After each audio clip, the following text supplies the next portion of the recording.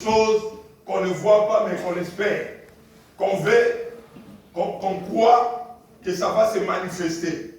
Et la Bible nous dit que quand Abraham est sorti de l'Égypte, et quand il est sorti de sa patrie, il est parti à Canaan, il est sorti par la foi. Dieu lui avait dit que Abraham, sors de la maison de ton père, je te rendrai grand, je te bénirai. Je ferai de toi père de multitudes. Dieu a promis cela à Abraham. Et la Bible nous dit que c'est par la foi qu'Abraham sorta de la maison de son père. Et bien aimé dans le Seigneur, ici, la Bible nous dit que les œuvres de Dieu sont justifiées par la foi. Tout ce que tu fais dans ta vie sans foi est vain. Parce que Dieu commence toujours par donner la foi à quelqu'un.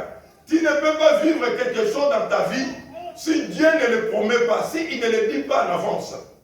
Le miracle de Dieu arrive avant la parole. Avant qu'il y ait un miracle, Dieu commence toujours par parler. Alléluia. Dieu vient te dire ce qu'il va faire. Et à la fin, il accomplit ces choses. Et le travail de l'ennemi, c'est combattre.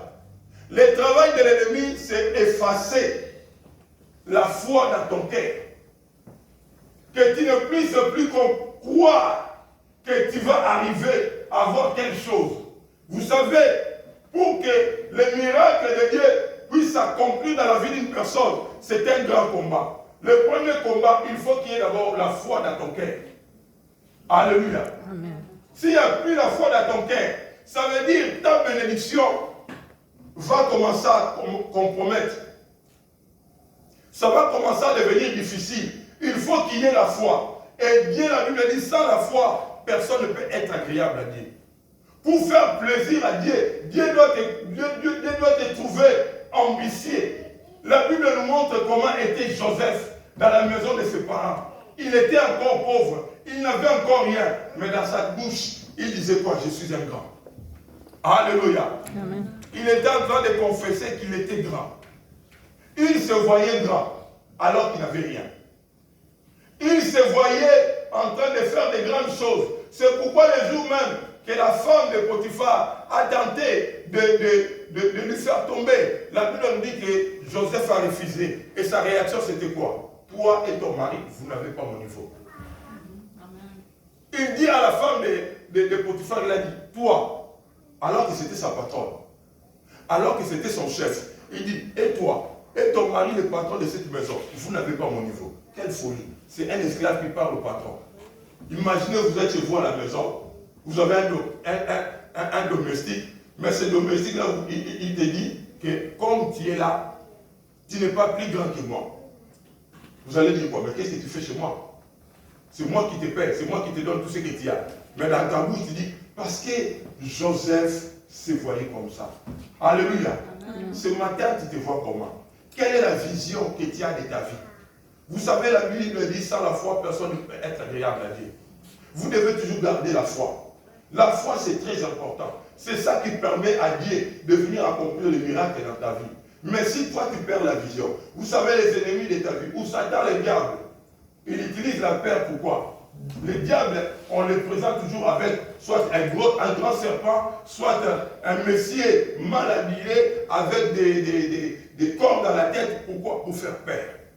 Pour amener les doutes, pour amener la crainte, pour te faire croire que tu ne peux pas le passer. Il est plus fort que toi. Mais en réalité, Lucifer, c'est l'ange de lumière. Quand la Bible parle de lui, la Bible dit que Lucifer était créé de façon à briller, qu'il était très beau. Mais pourquoi Satan est descendu sur la terre? Il prend l'image de la terreur.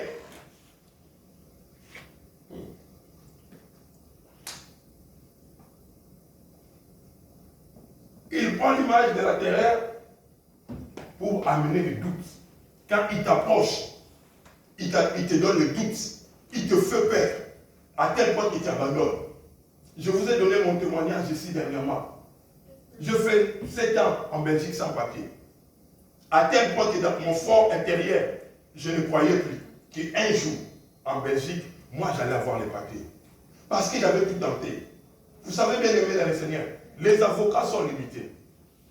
Les médecins sont limités. Ils peuvent dire des choses, mais Dieu est au-delà de ces gens-là. Alléluia. Moi, j'ai circulé, vous voyez, ce verre botanique où il y avait des grands avocats. Ces avocats qui ne rataient pas leur procès. Et je réunissais toutes les conditions pour avoir les papiers en Belgique. Je n'avais toujours pas de papiers. On m'a donné une carte de 3 mois que j'ai renouvelée. Et avec ces cartes de 3 mois, je suis resté avec ça pendant 7 ans. À tel point que je me disais, est-ce qu'un jour je vais aller voir mes parents? Est-ce qu'un jour moi je vais voyager? Parce que avec le papier là de 3 mois, c'était seulement vivre en Belgique. Tu ne peux pas sortir de la Belgique. Donc on a attesté que tu es là, tu peux travailler, on te donne un papier pour travailler. Mais en dehors de ça, on limite ta vie. Ce monde peut te limiter, peuvent limiter tes champs d'action. Tu pars en France, tu reviens. Ou quand tu t'entêtes, tu pars en Hollande, tu pars je me souviens, une fois j'étais parti en Allemagne, je faisais des déplacements à écrire, mais j'avais peur. Une vie limitée. Après avoir fait toutes les démarches, j'avais arrêté de faire les démarches. Je commençais à attendre. Une année, 2 ans, ça s'est passé. Mais une chose, comme je suis chrétien, vous savez bien aimé dans le Seigneur, à l'église, ne vous limitez pas seulement au titre, soyez enfant de Dieu. Alléluia. Amen. Et étant enfant de Dieu, je priais, je me soumettais à tout ce que l'église exigeait. On priait jusqu'à un jour. On était dans le programme de jeunes, comme là, on est en train de faire là. Je suis allé, Dieu m'a dit un matin de partir à la commune de Courtrai. Et là, je suis parti, je crois que chacun de nous connaît ce témoignage.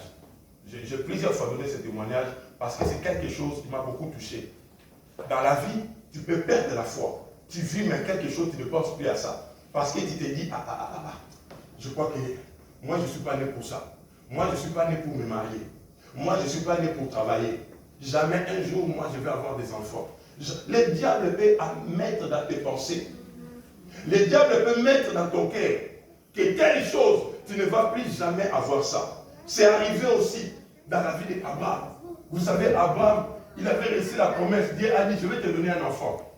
Abraham commençait à devenir riche, mais il n'y avait toujours pas d'enfant. Abraham commençait à avoir des travailleurs, mais il n'y avait toujours pas d'enfant. À tel point que lui et sa femme, ils se sont dit, alors Sarah, on a beaucoup de biens. On doit déjà commencer à préparer quelqu'un pour l'héritage. Si nous ne sommes pas là, il faut qu'il y ait quelqu'un. Et ils ont choisi Eliezer, qui était l'enfant de leur serviteur. Alléluia. Amen. Vous voyez, ils ont des serviteurs, vous travaillez, et il y a des travailleurs qui travaillent pour vous. Et il y avait un qui est resté très longtemps avec eux. Il s'appelait Eliezer. Ils ont dit, bon, Eliezer, nous allons prendre son enfant.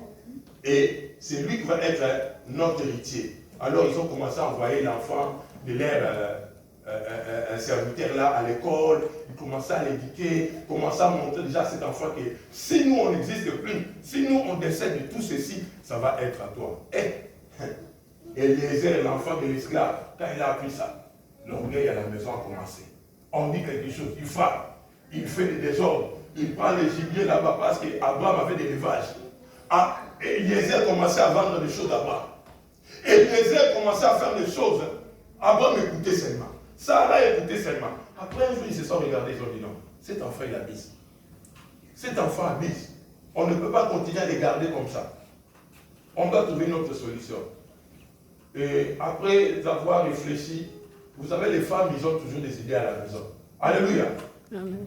Alléluia. Amen. Et c'est comme ça que Sarah va dire à Abraham, comme nous avons des servantes, et que toi, tu es encore fertile, donne un enfant à notre servante là, comme ça, on va effacer Eliezer. Parce que l'orgueil, regarde comment il est en train de détruire nos biens alors que nous-mêmes, on est encore vivants.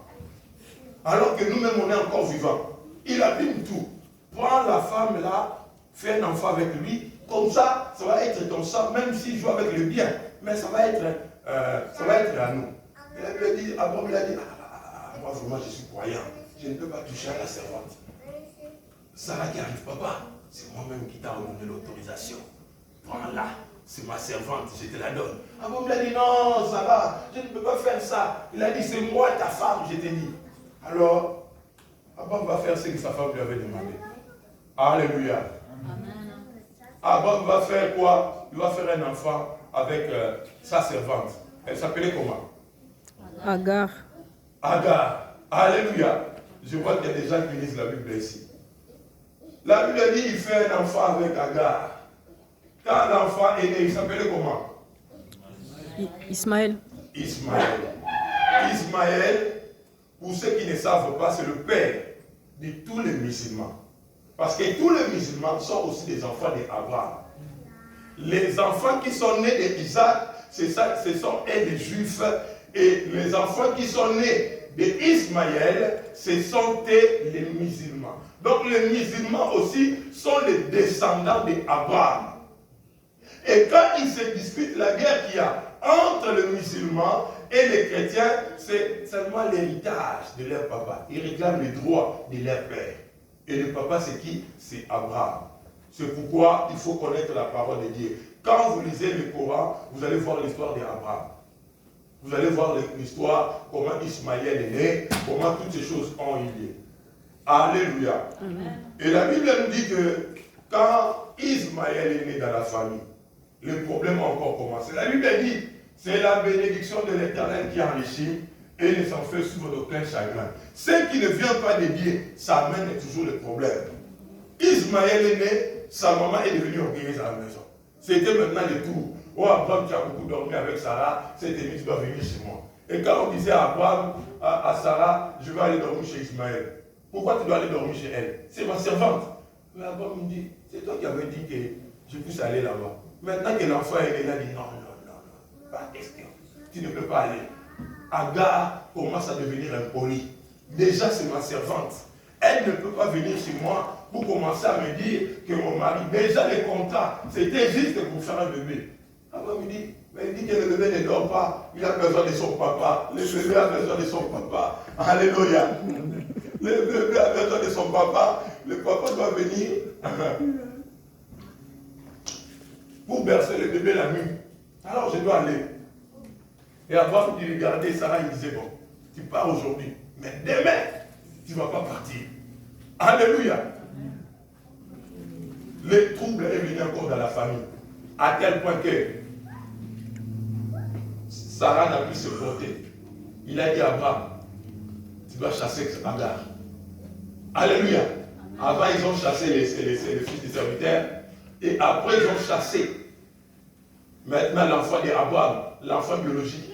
Et quand Abraham a commencé à prier, il a dit, mais ça c'est mon sang.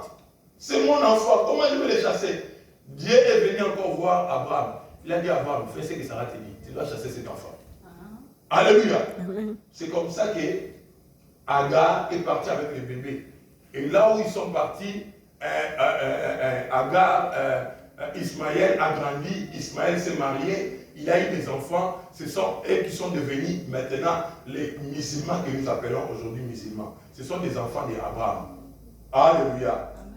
Alors, comme ils sont restés, Dieu est venu encore dire à Abraham, mais moi je vous avais promis un enfant. Je vous avais dit que je vais vous donner un enfant.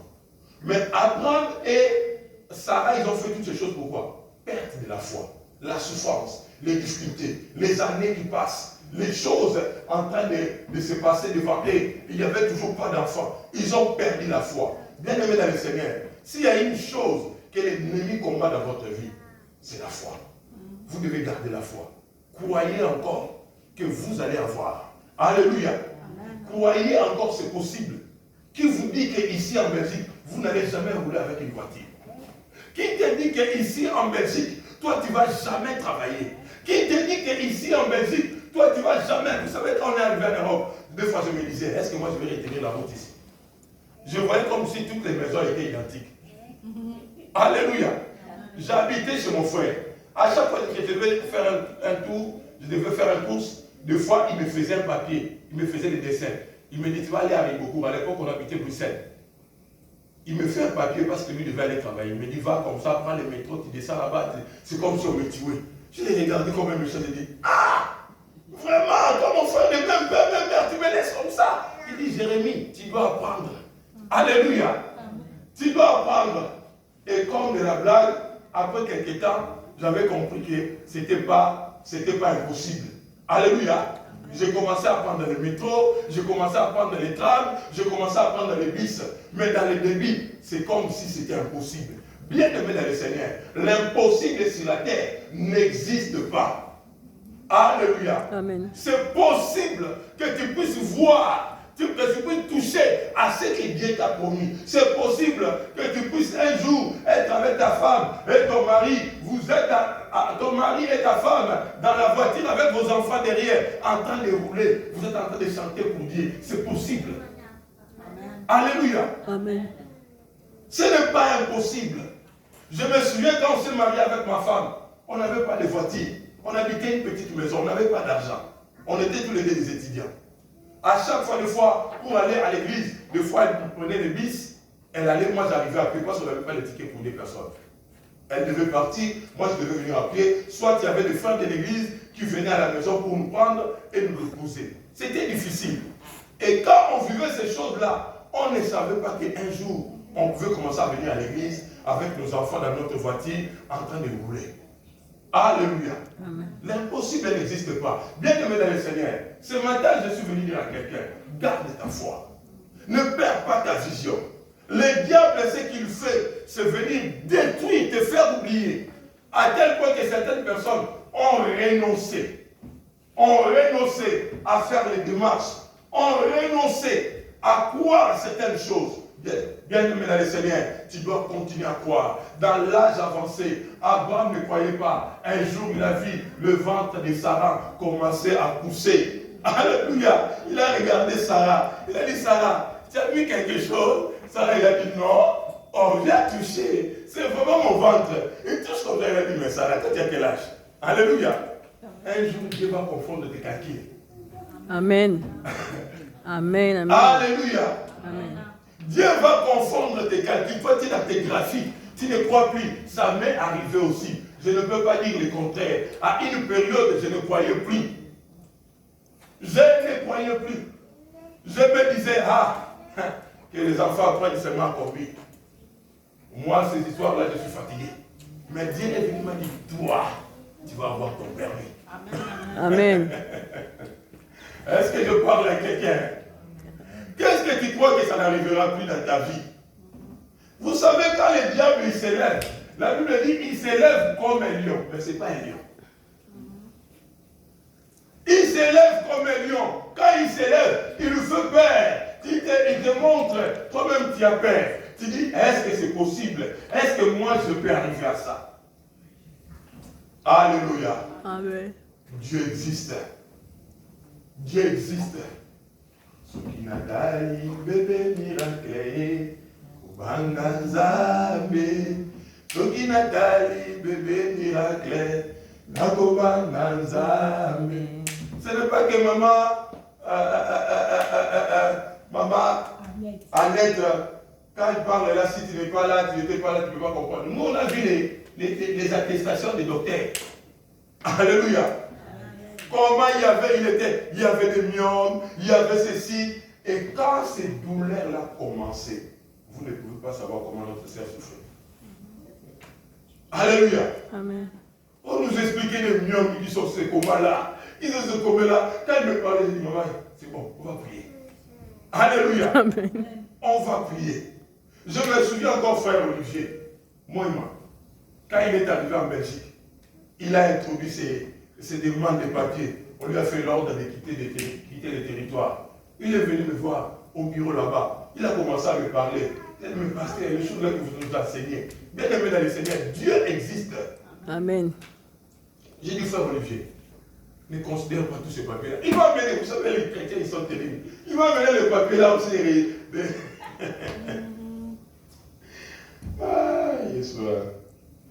Il a amené les papiers qu'on avait écrit à l'office d'étranger que toi, tu dois quitter les territoires. Il m'a amené ça, j'ai dit, frère, ça c'est rien. Mais moi, ça à côté. Tu vas avoir les papiers. Il a dit, pasteur, ils ont dit. Moi, j'ai dit, ne considère pas ça. Considère celui qui est au ciel. Amen. Alléluia. Amen. Considère celui qui est au ciel.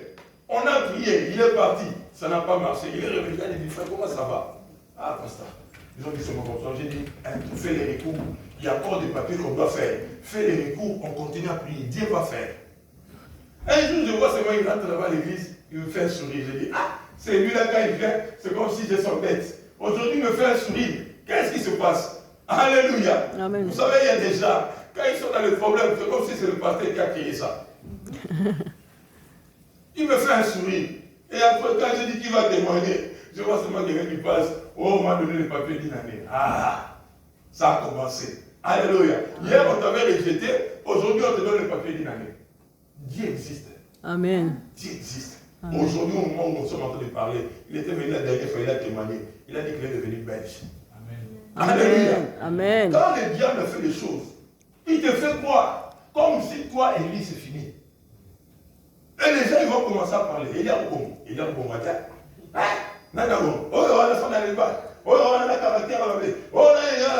Les gens nous jugent.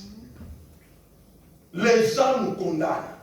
Mais le dernier mot appartient à l'Éternel. Et ici, l'apôtre Paul dit aux Corinthiens, il a dit sans la foi, personne ne peut être agréable à Dieu. Abraham a persévéré dans la foi et sa foi lui a payé son enfant.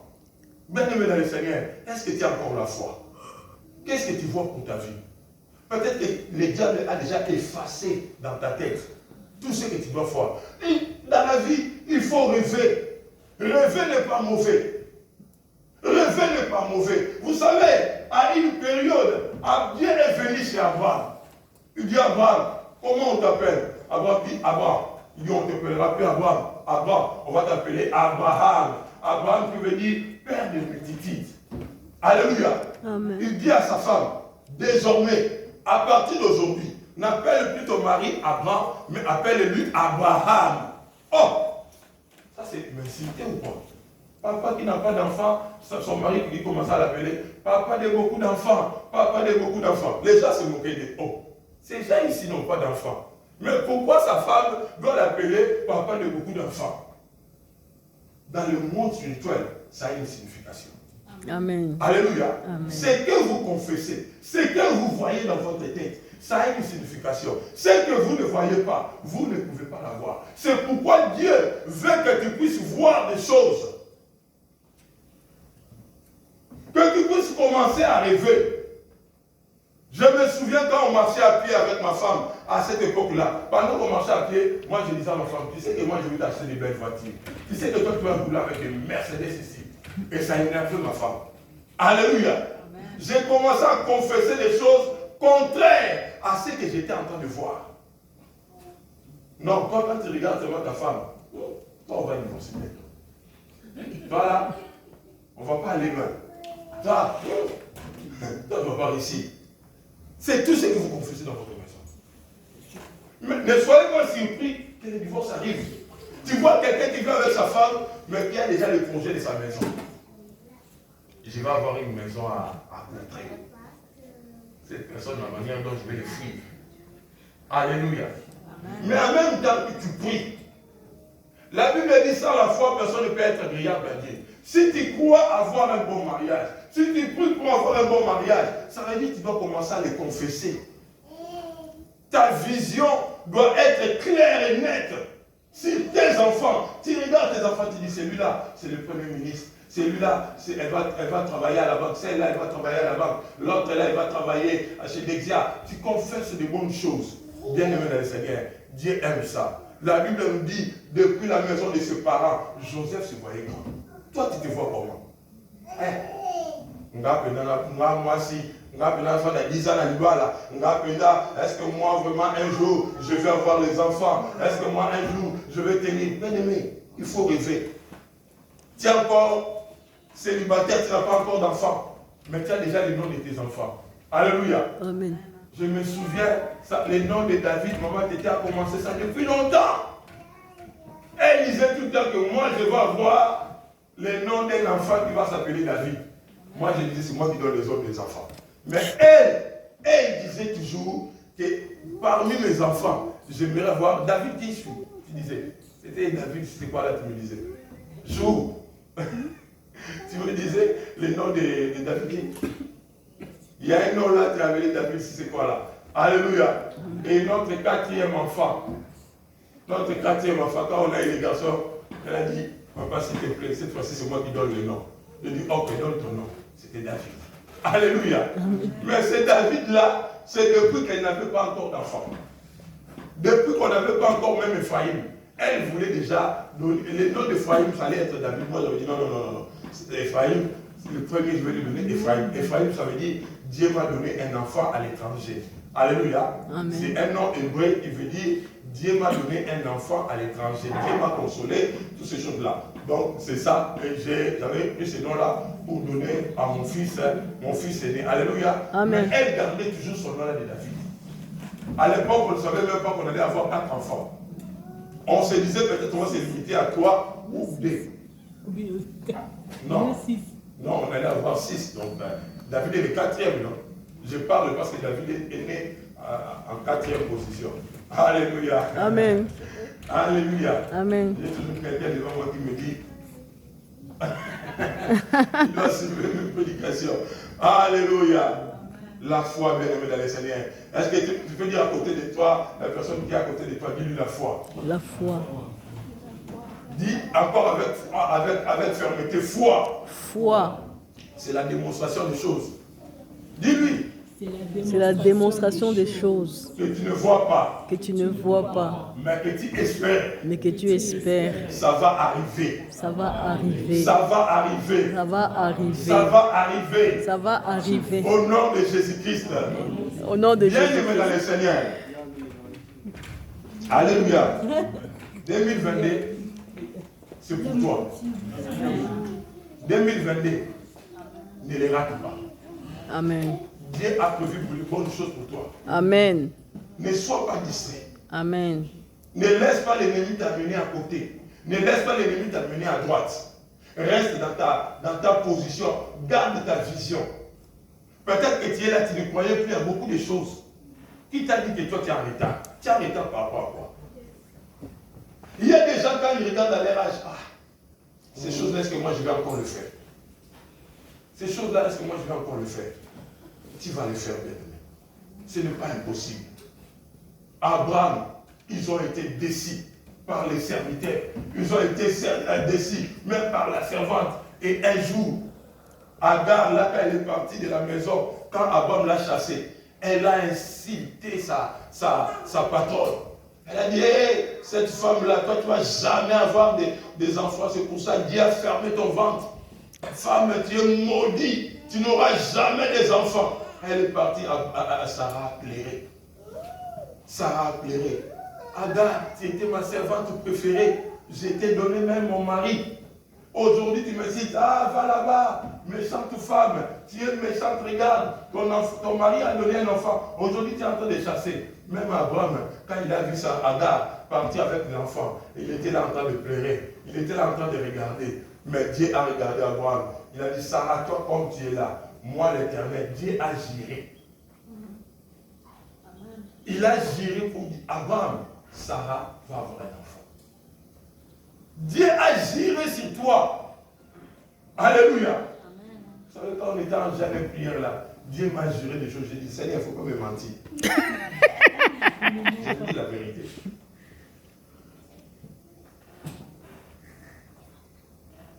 Parce que dans ma chambre, je pleurais. Quand j'étais au salon, je pleurais. Je disais, Dieu, je suis ton enfant. Je suis chrétien. Tu m'as dit quoi? Je te sauverai toi et toute ta famille. Je pleurais. Il est venu. Il m'a dit, Jérémie, je te jure. Et quand il a commencé à parler, j'ai dit, tu vas le faire. Vous savez, nous les humains, on fait des choses, en même temps on doute aussi. Alléluia. Amen. Et il m'a montré des choses, à venir. Dieu montre des choses. Des choses que je connaissais, que j'avais oubliées. Il m'a dit, Jérémie, ça c'est pour toi.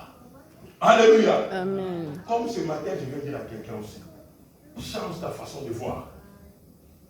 Dieu a besoin de ta foi.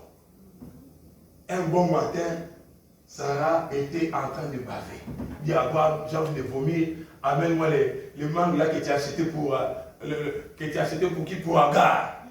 Alléluia. Amen. Ce qu'on fait pour les autres là, on va faire ça aussi pour toi. Amen. Alléluia. Amen. Oh, avant, les gars, vous savez, les hommes, des fois, ils sont étonnés du comportement des hommes, des femmes. Oh, toi, tu veux ces mangues là, tu vas faire quoi avec ça? Elle dit, je n'arrive pas à manger. j'ai ma langue qui n'est pas bien. Va me chercher. Et Abraham allait chercher le manque. Il revenait avec ça. Après, il disait, ça, c'est le pas bon. Va chercher l'autre. Ah, ça, c'est ça que tu voulais. Je suis parti chercher. Maintenant, ce n'est plus ça. Et après un moment, Sarah n'arrivait plus à marcher. Alléluia. Amen. Vous savez quoi? Un héritier en Israël, les filles ne comptent pas. C'était le premier bébé, Sarah était âgée. Il fallait un garçon. À l'époque, il n'y avait pas d'échographie. Alléluia. Amen. Les jours de la naissance, avant on la chemise, moi c'est formulé comme ça. Mais le médecin déjà vu les miracles de Dieu.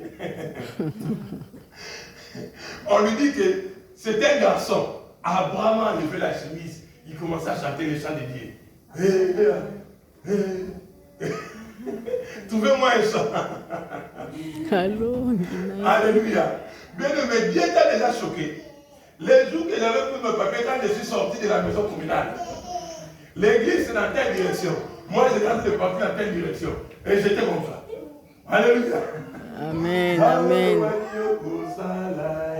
Yahweh, tout est possible à celui qui croit, à Zanzamé, à Zosala, et Zomouna. Toi-même, tu vas chanter bien aimé. Toi là, tu vois toi là-bas, là-bas au fond, tu vas chanter. Amen. Alléluia. Amen. Un jour, tu vas sortir de là où on te condamnait. Les docteurs qui te condamnaient, ils nous prennent les résultats, ils te regardent, ils disent, tu as fait quoi? Alléluia.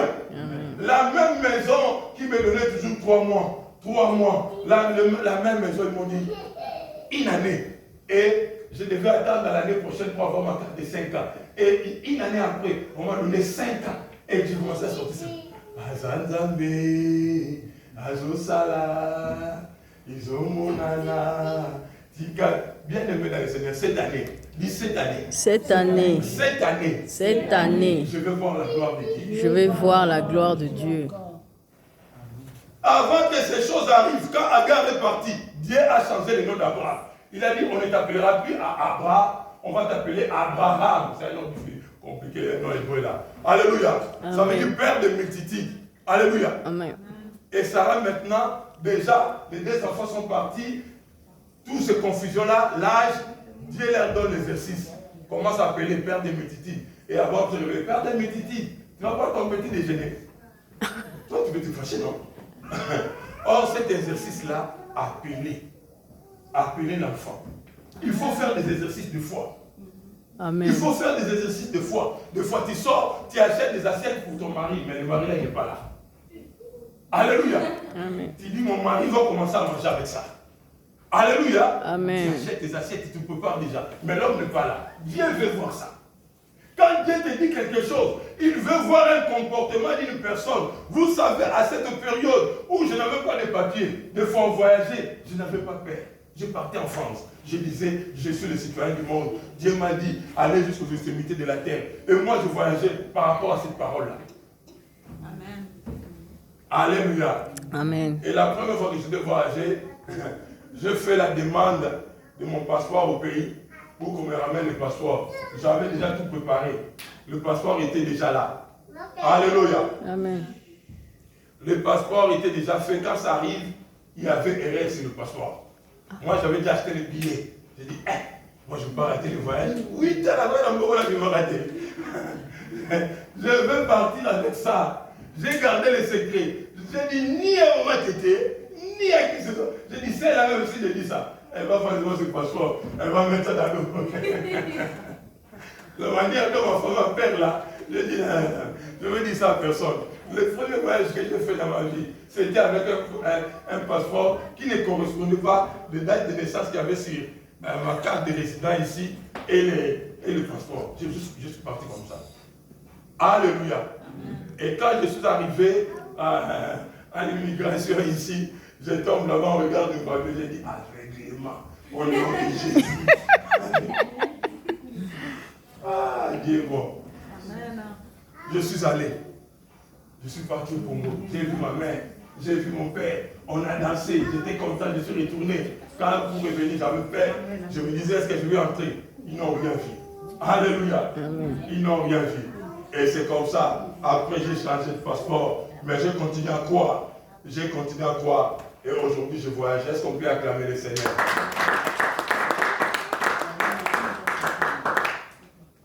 Bien-aimé dans le Seigneur, ce que Dieu attend de toi, c'est des actes de foi.